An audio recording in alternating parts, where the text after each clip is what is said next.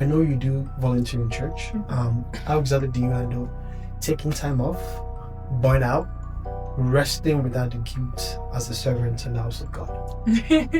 I laugh because when I got my job, I was really worried about that. I was really worried because I'm like, I was talking to my pastor about it. So I was like, okay, Pastor, see, I volunteer a lot because I have a lot of free time because then I wasn't working.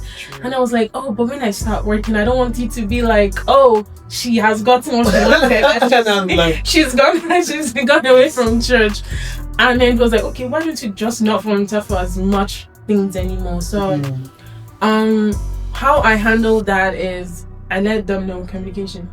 Yeah, like, I can't come to this event anymore because I'm working at this particular time, or I can't volunteer as much as I used to, but I will try and make up at least. So my volunteering hours would reduce instead of like every Sunday. It's going to be like maybe once in a month, twice in a month, as much as I can bear.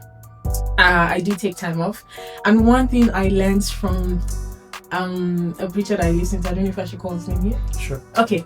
One thing I learned from Apostle Femi Lazarus, I listen to him a lot, is that he said you're supposed to be busy. You're not supposed to like live your life in church, because and then that's the discussion that's happening in Nigeria, like people spend their life in church and then they don't go out and do other things. He says you're supposed to be busy. He won't be offended if you're not in church because you're supposed to be, as long as you're shining your light there. And it's not like you're doing worldly things or you're doing carnal things and you left God behind, just shine your light wherever you go.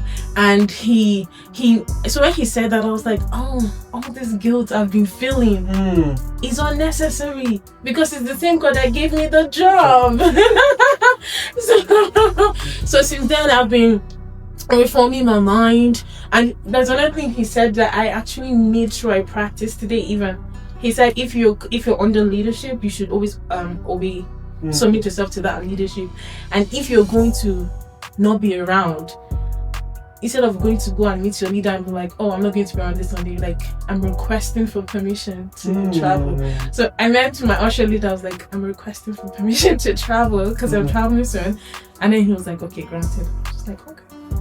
That is just much more presented in a more fashionable manner. And more understanding. Right? Because he's my leader. True.